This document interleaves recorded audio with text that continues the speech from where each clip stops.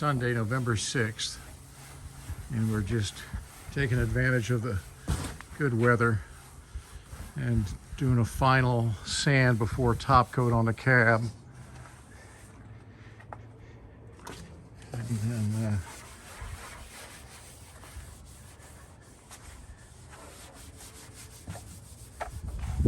you can see the color difference as she gets the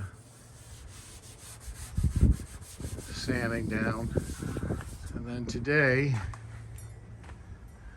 this is the project today, was to spray the bed. Good weather for it. Triple coated again using Mason 421-17, using the 87 activator, which is a medium activator. It's fairly warm. It's in the 70s here in Texas today. We're just kind of picking up a couple of small spots. Came out good. Right up there in a corner. That's all right. Pick that up. But real happy with it.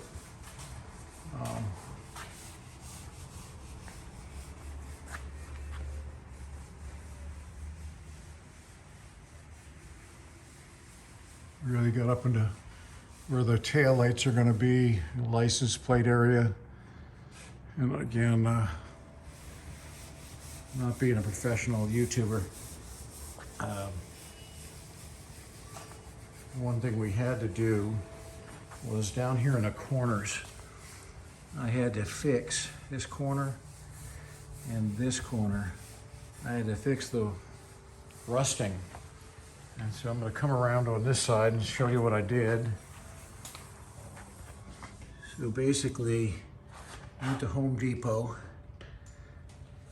got a piece of 32 gauge metal and some JB weld, cleaned up the metal real good, and then clamped that 32nd inch metal to the existing metal and let it cure for 24 hours.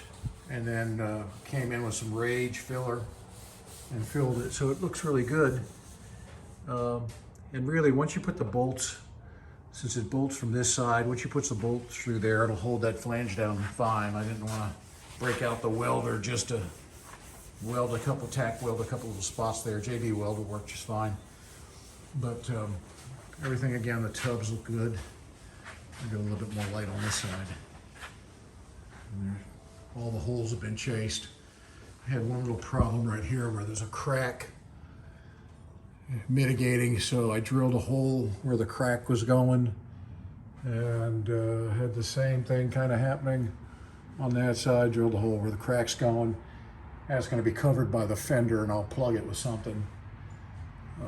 You know, it's the original bed. You can see there's a crack right here. Right there's another crack kind of forming, but I was real happy with it. And then for the other barn,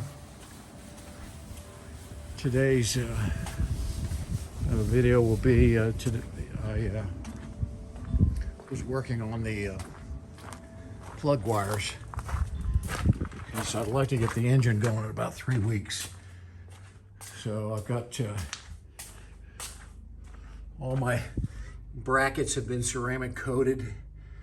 My hangers, I'll come up with a way of hanging the exhaust.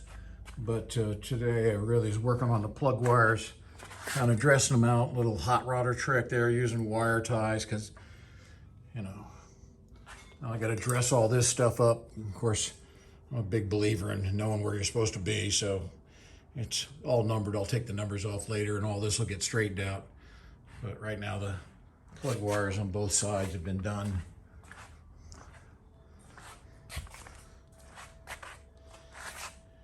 So, again, same thing. Just take a bunch of zip ties. Give you a cheap way of doing it.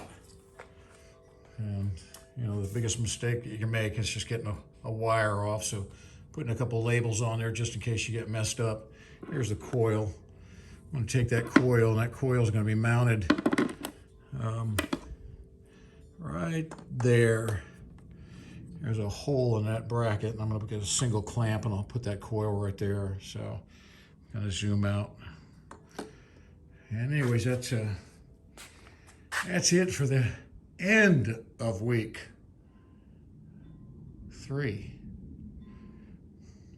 of the 1954 F100 frame-off restoration project.